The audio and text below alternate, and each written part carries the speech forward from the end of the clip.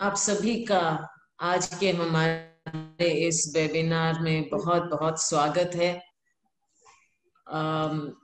हुड्डा साहब हमारे CLP leader हैं, लीडर ऑफ ऑपोजिशन हैं।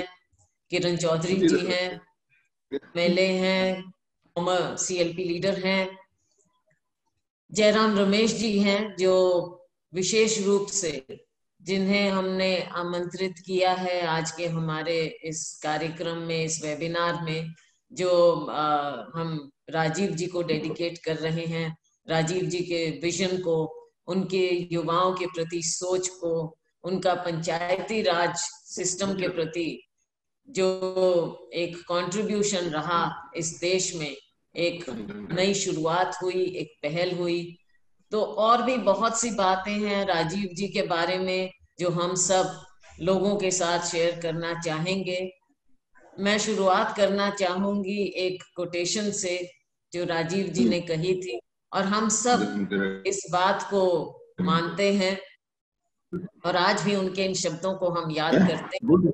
मैं कोट करती हूँ, भारत एक प्राचीन देश है लेकिन एक युवा राष्ट्र। मैं जवान हूं और मेरा भी एक सपना है। मेरा सपना है भारत को मजबूत, स्वतंत्र, आत्मनिर्भर और दुनिया के सभी देशों में से प्रथम रैंक में लाना और मानव जाति की सेवा करना। अनकोट। आज जो बात करते हैं आत्मनिर्भरता की या दूसरे स्लोगन देते हैं, वो ये भूल जाते हैं कि जमीन पर ऐसे कार्य ना केवल शब्दों से लेकिन काम करके दिखाया, ये राजीव गांधी जी का हॉलमार्क था।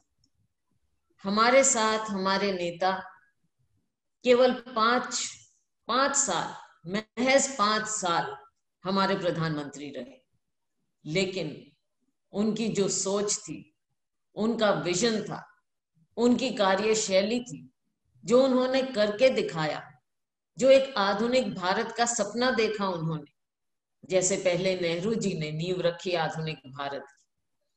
उनके बाद अनेकों प्रधानमंत्री आए, सबने अपनी छाप छोड़ी, चाहे वो इंदिरा जी रही हो, चाहे हमारे शास्त्री जी रहे हों, चाहे नरसिम्हा राव जी रहे हों। तो सभी लोगों ने अपनी अपनी छाप छोड़ी है, लेकिन राजीव गांधी जी का एक युवा चेहरा, एक नई उमंग, नया जोश लेकर जो आए थे, वो चेहरा हमारे भारत के इतिहास में एक अमिट छाप छोड़कर गया है। बहुत सी बातें हैं, हम सब बार बार उनको करना चाहेंगे, बीच बीच में भी हम एक दूसरे के साथ अपनी आवाज को, अपनी बात को जोड़ेंगे। तो हुड्डा साहब, मैं आपके बेनिफिट के लिए बताना चाहूंगी और अपने दर्शकों के लिए भी कि जयराम जी हमारे जो स्पेशल गेस्ट हैं आज, इनको एक और इसी तरह से जाना है, एक और सेमिनार में। तो हम अगर सबकी इजाजत हो तो जयराम जी से रिक्वेस्ट करें कि वो हमें बताएं, क्योंकि जयराम जी खुद पंचायती राज के एक अथॉरिटी हैं और बहुत सी बातें हैं जो ये हमारे सभी के साथ, हमारे दर्शकों के साथ भी शेयर करना चाहेंगे। वैसे जयराम जी ना केवल एक राजनीतिज्ञ या मेंबर ऑफ पार्लियामेंट हैं, फॉर्मर मिनिस्टर हैं, हम साथ मंत्री रहे, लेकिन एक हिस्टोरियन भी है। वो मैं समझती हूँ इनका जो एक हिस्टोरियन वाला हैट है, वो एक बहुत ही महत्वपूर्ण हैट है, क्योंकि कुछ बातों पर जो ये रोशनी डाल सकते हैं, शायद हमारे में से कोई भी नहीं डाल पाएगा। तो जयराम जी, आप अगर शुरुआत करना चाहें और सबको आज फिर राजीव जी की, उनके सपने की, उनकी 21वीं सदी की नींव रखने की हम सब को याद दिलाएं, आप बहुत अच्छा रहेगा। The floor is yours. शुक्रिया शैलजा जी, हुड्डा जी, किरण चौधरी जी और सभी साथी। आज हम राजीव गांधी जी की 76वां जन्म दिवस मना रहे हैं और ये एक मौका है उनको याद करने। और शैलजा जी ने मुझसे कहा कि जो उनका योगदान रहा है उन पर कुछ बातें रखूं आपके सामने। और शुरुआत में करना चाहता हूं कि आज दुनिया भर में भारत की छवि सूचना प्रौद्योगिकी में एक महाशक्ति के रूप में उभर कर आई है। आईटी जो कहते हैं, कंप्यूटर, आईटी की बात होती है, डिजिटल इंडिया की बात होती है, मुझे याद आता है राजीव गांधी। पहला कदम जो उन्होंने लिया, उनकी कड़ी आलोचना, और मुझे आज भी याद है कि भारतीय जनता पार्टी के एक बड़े नेता जो बाद में प्रधानमंत्री भी बने, वो सांसद में बैलगाड़ी में बैठकर है। और किसी ने पूछा, अटल जी आप बैलगाड़ी में क्यों आए हैं संसद को? तो उन्होंने कहा, भाई ये कंप्यूटर विम्प्यूटर से बेरोजगारी बढ़ने वाला है, हम इसके खिलाफ हैं, मैं इसके खिलाफ हूं। और देखिए आज वही कंप्यूटर, वही स्मार्टफोन, वही डिजिटल इंडिया हिंदुस्तान का चेहरा बदला है। तो सूचना प्रौद्योगिकी में जो हम महाशक्ति के रूप में उभर कर आए हैं, और हमारे शहरों में, हमारे गांवों में, हमारे युवाओं में, सभी वर्गों में आज कंप्यूटर की बात होती है। पर याद रखिए 30-35 साल पहले राजीव गांधी ने पहले कहा था कि हम कंप्यूटर में एक विश्व शक्ति बनेंगे, हम इलेक्ट्रॉनिक्स या टेलीकॉम में हम एक विश्व शक्ति बनेंगे। उन्होंने उनका मजाक उड़ाया और उनकी बड़ी पहला योगदान उनका जो मैं आपके सामने रखना चाहता हूँ, आईटी के क्षेत्र में जो आज हम आपको दे देते हैं, पहला कदम राजीव गांधी जी के कार्यकाल में लिया गया। दूसरी बात, उन्होंने पंचायती राज और नगर पालिकाओं को संवैधानिक दर्जा देने की बात उठी, तो संशोधन भी लाए, हमारे संविधान में संशोधन मसौदा भी उन्होंने विधेयक पेश किया, पर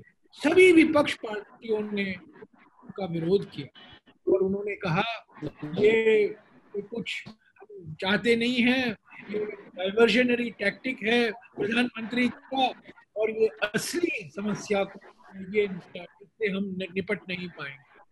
पर देखिए 4-5 साल पहले 73वां और 74वां संशोधन, 73rd अमेंडमेंट पंचायतों के लिए और 74th अमेंडमेंट नगर पालिकाओं के लिए लोकसभा और राज्यसभा में, और राजीव गांधी का एक अंतिम भाषण मुझे आज भी याद है, पार्लियामेंट में उन्होंने कहा था कि हम सोचते हैं लोकसभा और विधानसभा, पर लोकसभा और विधानसभा के जड़ ग्राम सभा में होता, तो ग्राम सभा से विधानसभा, विधानसभा से लोकसभा, उल्टा नहीं, लोकसभा से विधानसभा और विधानसभा से ग्राम सभा नहीं। हाँ, हमारी जो राजनीतिक प्रणाली है वो एक रुद्राक्ष माला है, और उस रुद्राक्ष माला में सबसे बड़ा अंग जो है वो ग्राम सभा होता है, उसके बाद विधानसभा आता है, उसके बाद लोकसभा और राज्यसभा आता है। तो ये दूसरा बहुत बड़ा योगदान था राजीव गांधी जी का। पंचायत और नगर पालिकाओं को संवैधानिक दर्जा उन्होंने दिया और अधिकार दिए, संशोधन किया संविधान में, और वो अधिकार आज हम संविधान में हैं। और उन्हीं संशोधनों से आज हमारे देश में करीब 35 लाख चुने हुए प्रतिनिधि हैं पंचायतों में और नगर पालिकाओं में, और इनमें से करीब 40 और 45% महिलाएं हैं। और यही संभव हुआ है इस संविधान के संशोधन से। और अगर राजीव गांधी तो प्रधानमंत्री थे, उन्होंने इसको प्राथमिकता नहीं दी होती तो ये संविधान का संशोधन नहीं हुआ। तीसरी बात, आज देश भर में राष्ट्रीय शिक्षा नीति की बात हो रही है। 1986 में राजीव गांधी जी खुद, मैं खुद गवाह हूँ, नरसिम्हा जी भी मंत्री थे, शिक्षा मंत्री थे, HRD मंत्री थे, पर प्रधानमंत्री ने कुछ 6-7 दिन बैठक बुलाई और एक हफ्ते के अंदर उन्होंने ये नई शिक्षा नीति को अंतिम रूप दिया। और उस नए शिक्षा नीति का नतीजा क्या था आज हम जानते हैं। देश के करीब 650 जिलों में जवाहर नवोदय विद्यालय है और जवाहर नवोदय विद्यालय उसी शिक्षा नीति का नतीजा था 1983 का, जो प्रगतिशील मूल्य, आधुनिक वैज्ञानिक मूल्यों पर आधारित। और आज मुझे और सभी को लोग चाहते हैं हमें जवाहर नवोदय विद्यालय में आप एडमिशन दिलाइए, क्योंकि उसकी गुणवत्ता आप आज लोग समझ गए हैं। उन्होंने कहा कि सिर्फ शहरों में क्यों ये अच्छे स्कूल होने चाहिए, हमारे जिलों में, हमारे गांवों में भी होने चाहिए।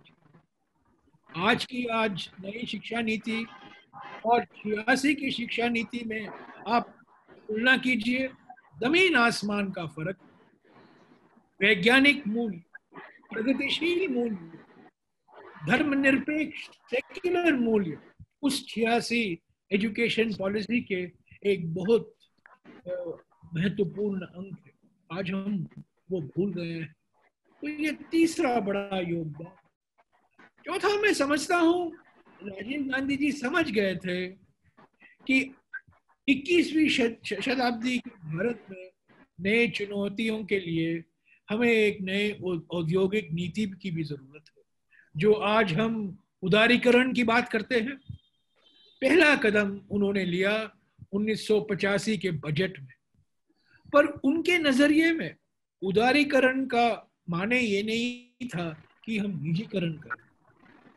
वो चाहते थे कि निर्यात बढ़े, वो चाहते थे कि अंतरराष्ट्रीय आर्थिक प्रणाली में हिंदुस्तान का एक महत्वपूर्ण स्थान हो। वो चाहते थे कि हमारे निजी कंपनियों को और हमारे जो बिजनेसमैन हैं, एंटरप्रेन्योर हैं, उनको भी हम प्रोत्साहन दें। पर उन्होंने एक कभी नहीं सोचा कि सार्वजनिक क्षेत्र का विनाश हो। उनके लिए उदारीकरण का माने ये नहीं था कि हम पब्लिक सेक्टर कंपनियों को बंद करें। उदारीकरण का ये माने नहीं था कि हम कुछ चुने हुए पूंजीपतियों के लिए हम उनके लिए एक ऐसा आर्थिक वातावरण बनाए। तो उदारीकरण जो आज हम कह रहे हैं, इकोनॉमिक रिफॉर्म, सुधार, जिसकी बहुत बड़ी बात हो रही है। अभी अभी शैलजा जी ने कहा आत्मनिर्भर, बार बार वो कहा करते थे। ये आत्मनिर्भरता तो 1950 पंडित जी के जमाने से था। पहला जो हमारा पंचवर्षीय योजना था, उसका आधार सेल्फ रिलायंस था, आत्मनिर्भर भारत था। पर उनके नजरिए में, उनके दृष्टिकोण में आत्मनिर्भरता, हम कैसे आत्मनिर्भर, सार्वजनिक क्षेत्र से हम आत्मनिर्भर बनेंगे। थैंक यू जयराम जी। मैं बीच में थोड़ा एक राउंड करना चाहूंगी, वापस आपके पास आना चाहेंगे हम। तो मैं भी खत्म कर रहा हूं। नहीं, आप खत्म नहीं करेंगे, आप हमारे साथ रहेंगे। अभी इतनी जल्दी खत्म नहीं करेंगे। एक राउंड हम करें, हुड्डा साहब बोलेंगे, किरण जी बोलेंगे, फिर आपके ऊपर, फिर आपके पास वापस आएंगे हम। जो ये उदारीकरण, तो ये 4 मुद्दे जो मैंने उठाए हैं, एक तो सूचना प्रौद्योगिकी, IT, बात पंचायती राज और नगर पालिका, तीसरी बात नई शिक्षा नीति, और चौथा मुद्दा जो है ये उदारीकरण जी। और ये जो आज हम बात कर रहे हैं, इनके नींव राजीव गांधी जी के जमाने में रखा गया था। अंत में यही कहूंगा कि शैलजा जी ने इसका जिक्र किया, वो प्रधानमंत्री सिर्फ 5 साल के लिए रहे, पर उन 5 सालों में जो कदम उठाए गए थे आर्थिक नीति में, सामाजिक नीति, अंतरराष्ट्रीय नीति में, मैं समझता हूँ आज भी हमारे देश के लिए महत्व रखते हैं। इतने समझौता हुए असम में, त्रिपुरा में, मेघालय में, मणिपुर में, मिजोरम में, और सबसे महत्वपूर्ण तो पंजाब में। ये शांति समझौता, सामाजिक सद्भावना का समझौता राजीव गांधी के जमाने में किया गया। पहले कदम but Jairam ji, you are not going anywhere, आप यहीं रहेंगे अभी और भी बहुत। हाँ, आप यहीं पर रहिए। किरण जी कहाँ चले गए हैं? तो ये, हाँ, किरण जी, आई नो आपके फादर थोड़ा बीमार हैं, आप जानना चाह रहे हैं, तो हुड्डा साहब पहले किरण जी को हम 5 मिनट अगर ये जितने भी देर बोलना चाहें, फिर हम हैं यहाँ पे। किरण जी आप रुकेंगे क्या? मैं पहले हुड्डा साहब को बुलवा लूं थोड़ी देर, फिर आप? नहीं, हुड्डा साहब को बुलवा लो, कोई नहीं, बुलवा ले। हुड्डा साहब को बुलवा लो। 1 मिनट। राजीव जी ने कहा था, राजीव जी ने कहा था यदि किसान कमजोर हो जाते हैं तो देश आत्मनिर्भरता खो देता है, लेकिन अगर वे मजबूत हैं तो देश की स्वतंत्रता भी मजबूत हो जाती है। अगर हम कृषि की प्रगति को बरकरार नहीं रख पाए तो देश से हम गरीबी नहीं मिटा पाएंगे। राजीव जी ने हर क्षेत्र में आत्मनिर्भरता की बात की और किसान की आत्मनिर्भरता के बारे में उन्हें विशेष ध्यान था। हुड्डा साहब, हम सब ने राजीव जी के साथ काम किया है और उनका विशेष लगाव जो हमारे चाहे ग्रामीण क्षेत्र हो या कोई भी क्षेत्र हो, उनका विशेष लगाव था, किसान से उनका विशेष लगाव था। आप कुछ कहना चाहेंगे? हम 2-3 राउंड करेंगे वैसे। आप प्लीज बोलिए हुड्डा साहब।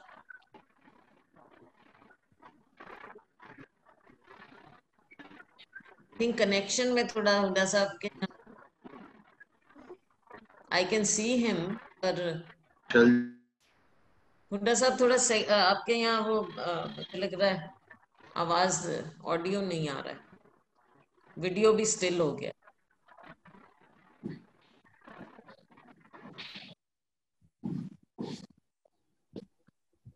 नहीं, आवाज नहीं आ रही है हुड्डा साहब। आप थोड़ा बोलना शुरू करें तो शायद। अनम्यूट करवाइए हुड्डा साहब को। जी बोलिए।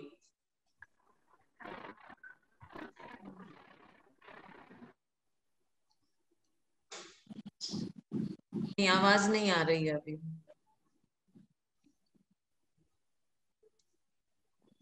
अगर मेरी आवाज जा रही हो तो अब फोन पर देखिए।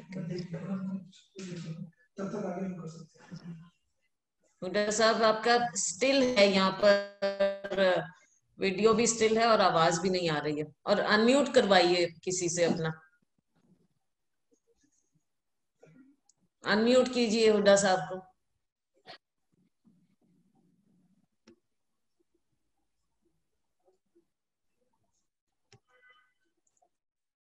हुड्डा साहब जब तक उनके यहाँ ठीक होता है, किरण जी आप ज्वाइन करना चाहेंगे? हाँ, मैं बोल रही हूँ।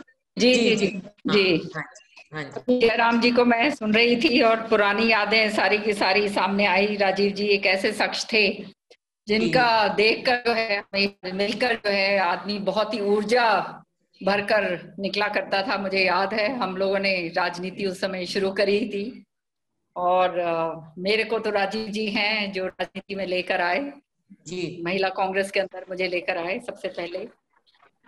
तो राजीव जी के जैसे जयराम जी कह रहे थे, मैं समझती हूँ 5 मेजर ऐसे योगदान हैं जो हिंदुस्तान कभी भुला नहीं सकता जी। छोटी सी उम्र में प्रधानमंत्री बने, बहुत जबरदस्त आइडियलिज्म था उनमें और एक करके और दिखाने के लिए तमन्ना थी और बहुत मेहनत से और बहुत सोच विचार से ऐसी नई चीजें लेकर आए जो उस समय जो है लोगों को जो है उसकी समझ ही नहीं थी और ना वो जानते थे कि आने वाले समय के अंदर ये जो लेकर आ रहे हैं कि इससे हिंदुस्तान की कितनी प्रगति होगी। तो मैं समझती हूँ कि मॉडर्न नेशन जो हरियाणा कह रही हूँ, हिंदुस्तान अगर बना है तो वो राजीव गांधी जी ने उसकी जो है वो नींव राजीव जी ने रखी, एक फाउंडेशन रखा। आईटी के ऊपर तो सब जानते ही हैं कि आज जैसे जयराम जी ने भी कहा कि आईटी रेवोल्यूशन जो है पूरे हिंदुस्तान के अंदर जो है उनकी देन है, और पूरे विश्व भर के अंदर जो है आज हिंदुस्तान पहचान है। के जो हमारे बच्चे हैं जो काम कर रहे हैं, और ये सेक्टर जो है जो पूरा विश्व भर के अंदर अपना डंका बजाकर जो है आगे बढ़ रहा है, वो सारी दुनिया जानती है। ये जो है ये राजीव जी कंप्यूटर जो है पूरा सारा का सारा करा। और मैं हंस रही थी अभी जब जयराम जी ने बताया कि किस तरह से हम भी वहीं पे पार्लियामेंट में थे, जब हमने देखा कि वो बैलगाड़ी के अंदर ये आए बैठकर, वाजपेयी जी जो हैं बैलगाड़ी में बैठकर आए और कहा, उस समय उन्होंने, हालांकि वाजपेयी जी की मैं बहुत इज्जत करती हूँ, लेकिन पार्लियामेंट के अंदर ये बात रखी गई कि ये जो है कल के छोकरे जो हैं ये ऐसा काम करने जा रहे हैं हिंदुस्तान के अंदर कि हर तरीके का जो है कामकाज जो है वो बंद हो जाएगा, बेरोजगारी आ जाएगी, और ऐसी ऐसी बातें कही गई। और बहुत उनको जो है राजीव जी के ऊपर जो है तंज कसे गए उस समय। ये बात शैलजा जी आप भी वहीं थी, आपने देखी होगी। लेकिन जो है ये कंप्यूटराइजेशन से आज जो आप और हम बैठे हुए हैं, आज कोविड के समय पर ये वर्चुअल कॉन्फ्रेंसिंग जो हो रही है, वेबिनार हो रहे हैं, सारे वेबिनार्स हो रहे हैं, ये सारा का सारा राजीव जी की देन है। और ये देन हमारे को जो है कभी भी भूलनी नहीं चाहिए।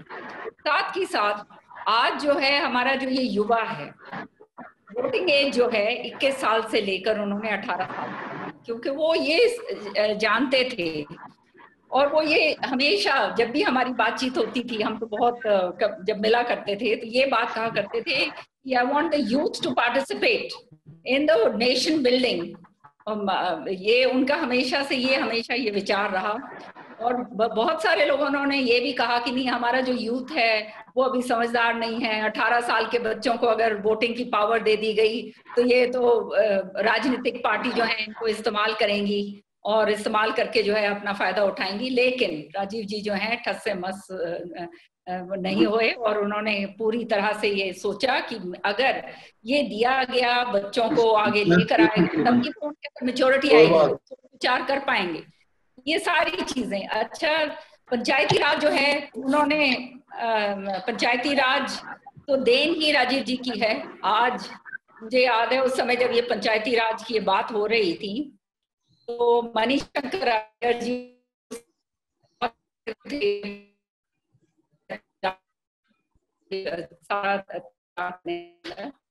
ये बात हो रही थी कि ये आप जो है महिलाओं को लेकर आ रहे हैं। देखो, विमेन एम्पावरमेंट अगर किसी ने शुरू करी इस देश में तो वो राजीव गांधी जी ने करी, और 33% जो है महिलाओं को जो आरक्षण दिया गया वो राजीव जी के कारण दिया गया। तो मुझे ये बात याद है कि राजा कि ये 33% महिलाओं को लेके तो आ रहे हो, इनको सरपंच आप बना दोगे, लेकिन ये सरपंच तो बनने का कोई फायदा नहीं, इनके जो पति हैं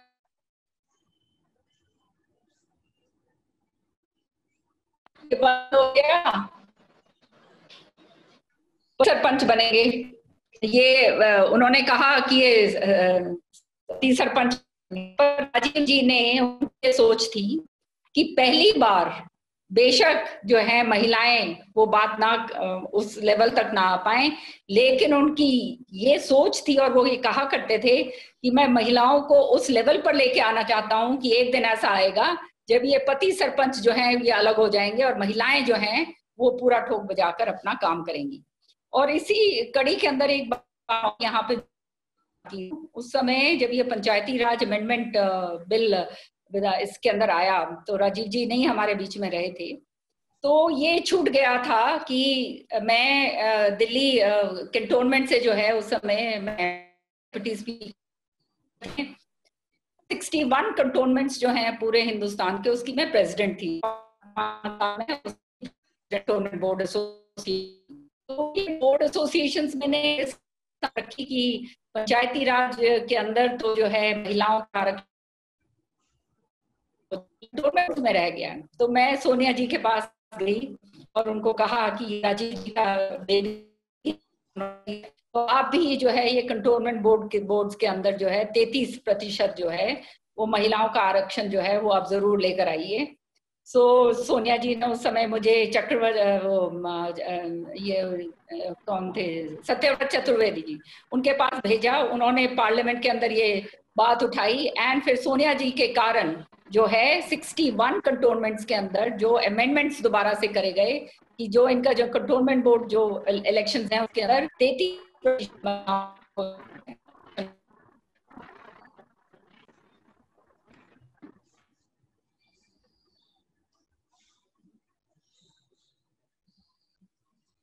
किरण जी, आपके यहाँ शायद सिग्नल स्टेबल नहीं है, तो आपकी आवाज आ नहीं रही है हमारे पास।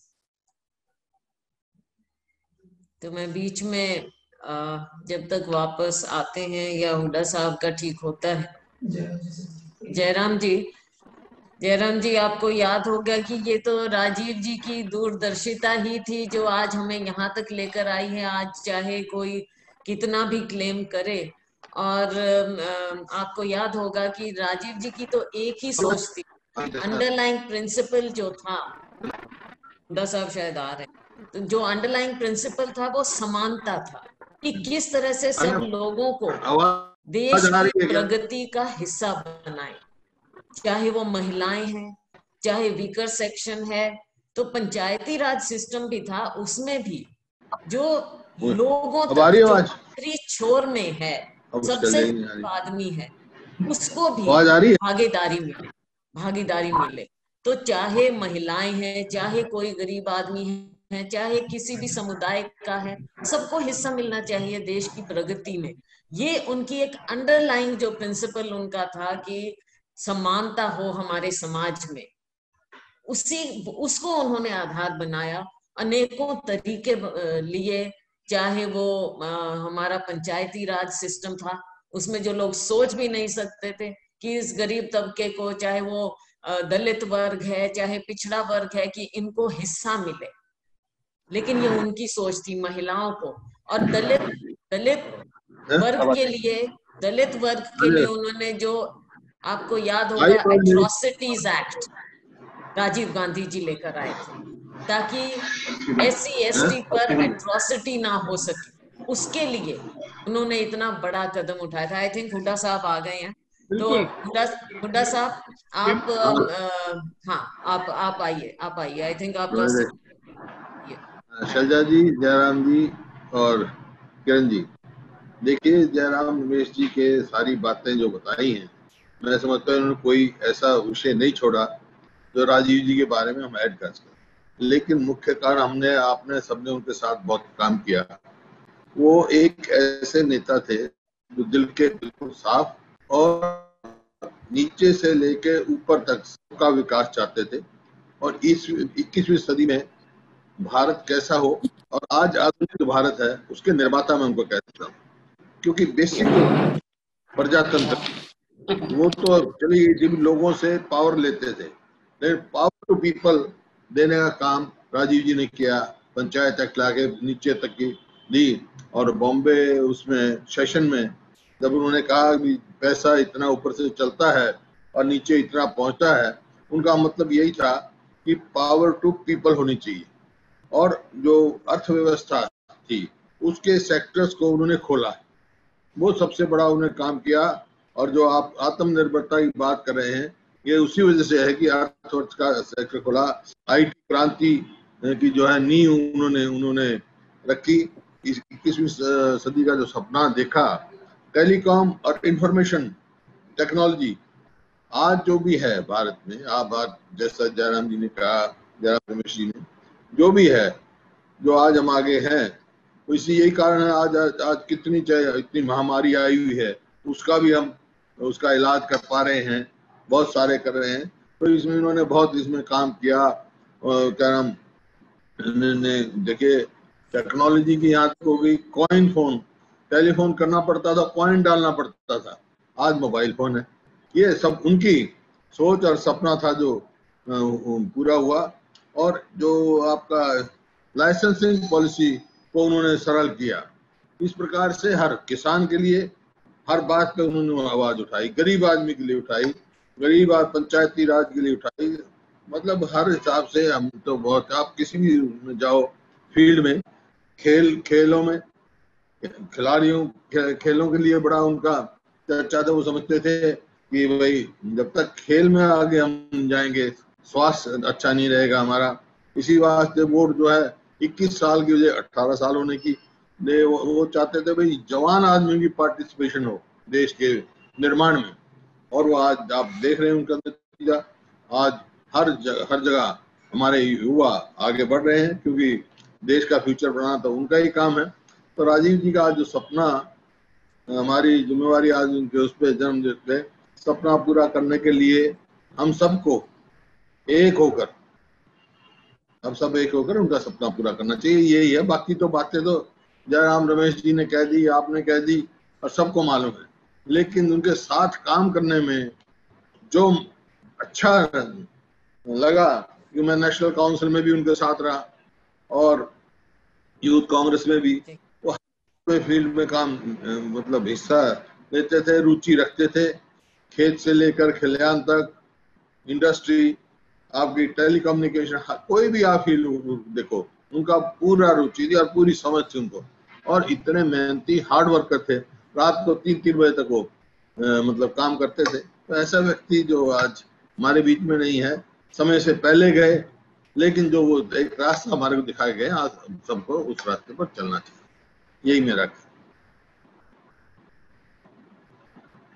थैंक यू हुड्डा साहब।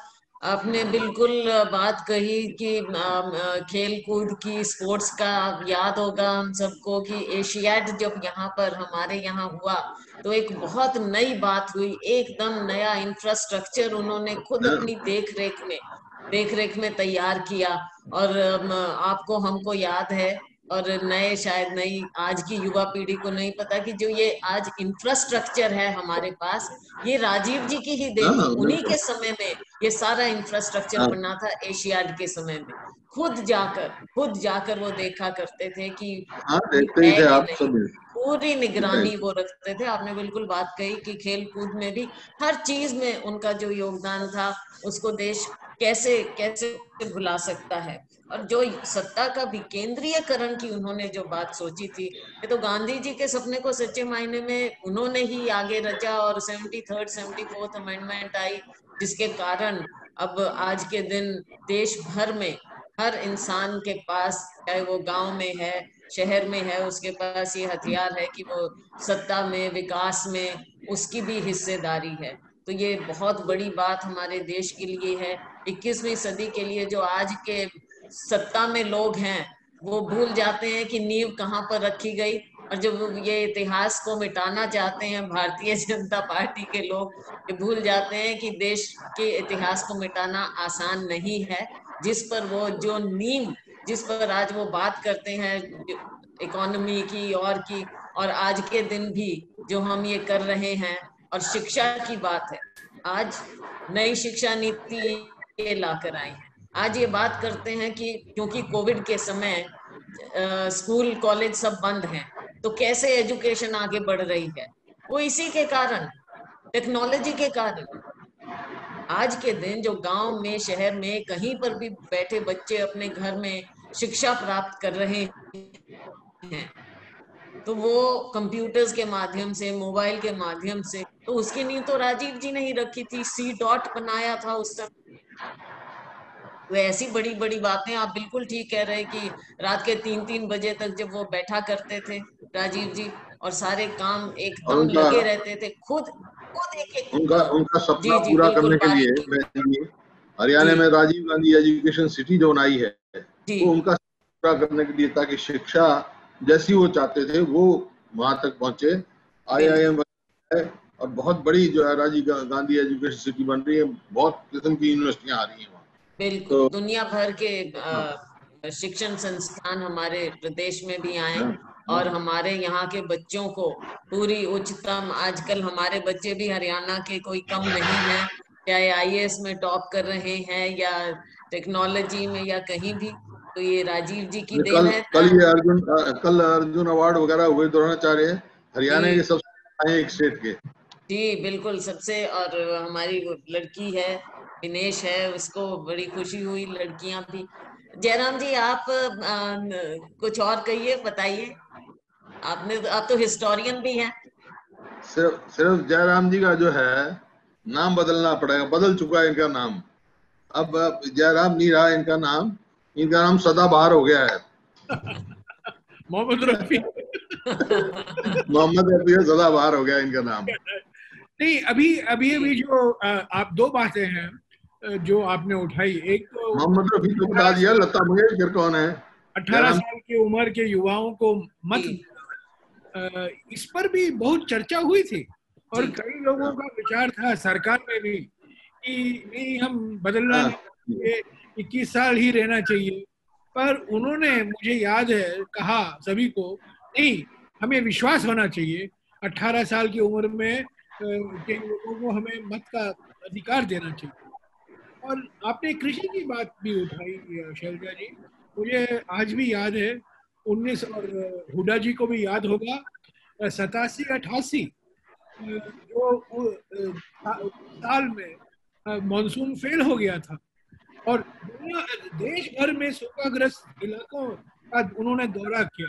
उड़ीसा गए, बंगाल गए, प्रदेश गए, आपको याद होगा, ड्राउट ईयर था जी वो। जी जी जी। और इस शताब्दी का एक बहुत बहुत बड़ा वो साल था जहां हमारा मॉनसून बिगड़ गया था और देश भर में सारे देश को सूखाग्रस्त इलाका घोषित किया गया था। और जिस तरीके से उन्होंने एक व्यक्तिगत नेतृत्व दिखाया ड्राउट मैनेजमेंट, और उसके बाद जो ड्राउट मैनेजमेंट प्लान बना, ड्राउट मैनेजमेंट कोड बना, तो ये देखिए, एक और बात जो हमारे प्रधानमंत्री बार बार कह रहे हैं कि भारत पोलियो मुक्त हुआ है। अरे पहला टॉक आज भी अगर वो फोटोग्राफ आप जी जी जी जी पोलियो मिशन का 1986 में और पहला कदम जो उन्होंने किया था, उस साल हमारे देश में 2 लाख बच्चे थे जो हर साल पोलियो पीड़ित हुआ करते थे और आज हम पोलियो मुक्त बने हैं। और उसी पोलियो प्रोग्राम के का ये नतीजा है। वाटर टेक्नोलॉजी मिशन हो या टेलीकॉम, जैसे आपने दूरसंचार की बात कही, आपको याद होगा एसटीडी पीसीओ बूथ हुआ करता था दुनिया भर। आज तो सबके पास मोबाइल फोन है, पर 3 साल पहले सब लोग वो एसटीडी पीसीओ बूथ में जाया करते थे। जी जी। एक सर्विसमैन बैठा करता था और यही तो राजीव गांधी ने कहा था कि कॉइन डालते थे, कॉइन देते रहिए, पर पब्लिक, जो आपने कहा समानता की बात कही ना, तो समानता, समान अवसर होने चाहिए, सभी को समान अवसर होने चाहिए। ये लग्जरी गुड नहीं है, ये सभी को उपलब्ध होना, सभी को होना चाहिए और सभी को ये सपना दिखना चाहिए कि मेरे पास फोन हो या स्कूटर हो या गाड़ी हो। तो ये भी सत्ता के विकेंद्रीयकरण का एक हिस्सा है। तो विकेंद्रीकरण, तो 1986 से उनका मन बन गया था कि विकेंद्रीकरण होना जरूरी। ये जयराम जी, मैं एक बात और लाना चाहूंगी बीच में, क्योंकि आप तो कई चीजों के विशेषज्ञ हैं और उनमें से एक बहुत बड़ा जिसमें आपकी ना केवल रुचि लेकिन एक्सपर्टीज भी है, वो है एनवायरनमेंट। आज के दिन जो ये बात करते हैं नमामि गंगे की, हम याद दिलाना चाहेंगे सभी को कि क्लीन गंगा प्रोजेक्ट मिशन कौन लेकर आया था? वो राजीव जी लेकर आए थे कि गंगा को साफ करना है। पहली बार फोकस दिया। अब हम जब हरियाणा में भी बात करते हैं, जमुना हमारे यहाँ से आती है, उधर से घग्गर है, उनको साफ करने की बात है। तो ये जो हमारे वाटर सोर्सेज हैं, जो हमारी नदियां हैं, उनको साफ करने की भी पहल राजीव जी ने प्रोजेक्ट बनाकर की थी और आज ये लोग उसका श्रेय खुद लेना चाहते हैं। अब क्योंकि फिर मैं वही बात दोहराऊंगी, इतिहास को ये मिटाकर अपनी बात ही केवल ऊपर रखना चाहते हैं। तो उसके बारे में आप जरूर बताइए, गंगा और यमुना को जो साफ करने की बात। जनरेशन में भी, सही कहा, पावर जनरेशन में भी राजीव जी का पूरा भाग आता है। राजीव जी गांधी जी ने प्रोजेक्ट गंगा, जो आज नमामि गंगा कहलाया जाता है, उसकी शुरुआत की। पहली बार पहला कदम तभी लिया गया था वाराणसी में। और 86 में पर्यावरण संरक्षण कानून, एनवायरनमेंट प्रोटेक्शन एक्ट बनाया गया था जब राजीव गांधी जी प्रधानमंत्री थे। एफॉरेस्टेशन, वृक्षारोपण का कार्यक्रम, ये जो बंजर भूमि है, बंजर भूमि में वृक्षारोपण का काम करना, वेस्टलैंड डेवलपमेंट प्रोग्राम, बंजर भूमि विकास योजना की शुरुआत जो हुई थी, वेस्टलैंड डेवलपमेंट, और मैं समझता हूँ वो इंदिरा जी का असर था। वेस्टलैंड डेवलपमेंट जो था ना, उनका बहुत गहरा रिश्ता था, दिलचस्पी थी, और मेरे ख्याल में उसका असर राजीव जी पर पड़ा। इसीलिए 86 में जब वन संरक्षण कानून आज जो देश भर में चर्चा हो रहा है, ड्राफ्ट या ये नोटिफिकेशन 2020 का, वो उसका मकसद क्या है? उसका मकसद यही है कि वो वन संरक्षण कानून को और कमजोर करना, उनके प्रावधानों को और पर्यावरण और विकास के बीच में संतुलन लाना अनिवार्य है। संतुलन के बिना विकास हम नहीं कर पाएंगे। तो विकास सही है, हमें रोजगार चाहिए, इन्वेस्टमेंट चाहिए, उद्योगीकरण चाहिए, हमें शहरीकरण चाहिए, पर पर्यावरण को हमें सुरक्षित रखना जरूरी है। और ये समझ गए थे राजीव जी कि संतुलन के बिना हिंदुस्तान आगे नहीं बढ़ पाएगा। ठीक बात है। हुड्डा साहब, आप कुछ? मैं जा सकता हूँ शैलजा जी? अभी दूसरा नहीं, 2 मिनट हम खत्म ही कर देंगे। ठीक है। हुड्डा साहब, आप अनम्यूट करिए, अनम्यूट कीजिए हुड्डा साहब, अपने यहाँ से अनम्यूट करना पड़ेगा हुड्डा साहब को, कृपया अनम्यूट कीजिए। हाँ जी, बोलिए। जो वो ये समझते थे देश के विकास के लिए बिजली बहुत जरूरी है, उनके पावर प्लांट्स का उन्होंने बहुत मतलब उस टाइम स्ट्रेस किया हर जगह, और इसी वास्ते उनकी याद में हरियाणा में हमने राजीव गांधी पावर प्लांट खेदर में लगाया। बिजली एक विकास की धुरी है, तो इस प्रकार से उनका किसी भी सेक्टर में आप उठाएं तो उनका योगदान जो है आज के आधुनिक भारत का, इसी वास्ते मैं कह सकता हूँ आज के आधुनिक भारत के उनको निर्माता रहे। Thank you. जयराम जी, आप कुछ? अनम्यूट कीजिए जयराम। मेरे को बहन जी जाता है। हो गया। थैंक यू, बहुत धन्यवाद। Thank you. याद करते हैं, भूल नहीं, युवा चेहरा जी, उनका योगदान बहुत महत्वपूर्ण योगदान रहा है, और हम भूल नहीं सकते। जब मैं कंप्यूटर खोलता हूँ मुझे याद आता है पहला कंप्यूटर हमारे देश में मेरे ख्याल में हमारे प्रधानमंत्री का था, और वो हमेशा कहा बड़े डब्बे होते थे, बड़े डब्बे हुआ करते थे, और आज तो सभी लोग कंप्यूटर इस्तेमाल करते हैं। तो मैं समझता हूँ जब इतिहास लिखा जाएगा, ठीक है वो सिर्फ 5 साल तक प्रधानमंत्री रहे, पर 5 साल में उन्होंने किसी का कुछ बिगाड़ा नहीं, सामाजिक सद्भावना बरकरार रखा, अमन और शांति लाए हमारे देश के अलग अलग राज्यों में। और अटल बिहारी वाजपेयी ने कहा है एक इंटरव्यू में कि अगर मैं जीवित हूँ वो राजीव गांधी की वजह से मैं जीवित हूँ। कि अटल बिहारी वाजपेयी ने कहा है कि उनको जानकारी मिल गई कि मेरा किडनी का कुछ प्रॉब्लम था, तो उन्होंने मुझे बुलाया और कहा वाजपेयी जी आपको संयुक्त राष्ट्र में जाना है। हर सितंबर को डेलीगेशन जाया करता में जाते जी। तो उन्होंने कहा नहीं आपको जाना है और आप सही इलाज करवाइए। और अटल बिहारी वाजपेयी ने एक इंटरव्यू करण थापर के साथ उन्होंने कहा अगर मैं जीवित हूँ ये राजीव गांधी की वजह से मैं जीवित हूँ। जी। राजनीति में ठीक है विरोध हो सकता है, अलग अलग विचार हो सकते हैं, पर हमें ह्यूमैनिटी नहीं भूलना चाहिए। बिल्कुल। और आज के दिन बहुत कम है। और ये कभी उन्होंने नहीं कहा आरएसएस मुक्त भारत कभी उन्होंने नहीं कहा बीजेपी मुक्त भारत। और वो तो करवा सकते थे, जो कि प्रचंड बहुमत था। बहुमत तो था, तो ये एक डिसेंसी था। पब्लिक देखिए, लाइफ। महान प्रधानमंत्री बनना आसान है, अच्छे व्यक्ति बनना बड़ा मुश्किल है। प्रधानमंत्री बनना आसान है, महान प्रधानमंत्री बनना मुश्किल है। पर महान व्यक्ति बनना उससे भी और मुश्किल है। जी जी, व्यक्तित्व की बात है।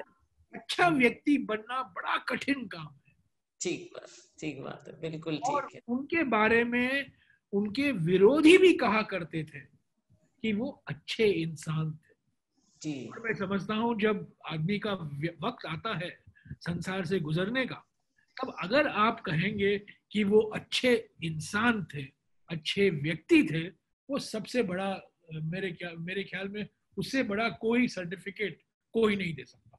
बिल्कुल बिल्कुल, आपने बिल्कुल ठीक कहा। बहुत बहुत मैं आपका शुक्रिया करना चाहूंगी जयराम जी, जो आपने हमारे इस वेबिनार में आकर हिस्सा लिया और बहुत सी ऐसी बातें आपने बताई, और हम सभी लोग इससे जरूर लाभान्वित हुए हैं। और जो हमारे लोग भी इसे देख रहे हैं, सुन रहे हैं, वो भी निसंदेह आपकी इन बातों से, और हमारे सभी जो पार्टिसिपेंट्स आज रहे, क्योंकि ये बहुत छोटा वेबिनार था, ज्यादा लोगों को हम इसमें नहीं ले पाए। तो हुड्डा साहब, किरण चौधरी जी, उनका भी मैं धन्यवाद करना चाहूंगी। हमारे अपने अपने व्यक्तिगत संस्मरण बहुत हैं राजीव जी के साथ, तो हम उनका भी उल्लेख यहाँ पर करके ज्यादा समय नहीं लेंगे, लेकिन उनके योगदान को, जो सबके लिए, मानवता के लिए, पूरे देश के लिए जो योगदान था, आज का दिन है जो हम उन्हें याद करते हैं, उन्हें नमन करते हैं। और 21वीं सदी जिसमें आज हम बैठे हैं, और हमारा युवा जो दुनिया से टेक्नोलॉजी के साथ, उसके हाथ में दुनिया है, मोबाइल, जब उसके हाथ में मोबाइल है तो उसके हाथ में दुनिया है आज के दिन। तो अगर किसी के हाथ में दुनिया असली मायने में किसी ने दी, तो वो राजीव जी ने दी। और हमारे युवा को कभी भी ये नहीं भूलना चाहिए, जो युवा पीढ़ी आती जाएगी, कि हमारे लिए अगर किसी ने सोचा, नींव रखी, तो वो राजीव गांधी थे। आज हम उनको उनके जन्म की सालगिरह पर फिर से याद करते हैं, नमन करते हैं, और वो हमेशा हमारे मन में, हमारे विचारों में हमेशा वो अमर रहेंगे, देश के इतिहास में अमर रहेंगे। बहुत बहुत धन्यवाद। जय हिंद।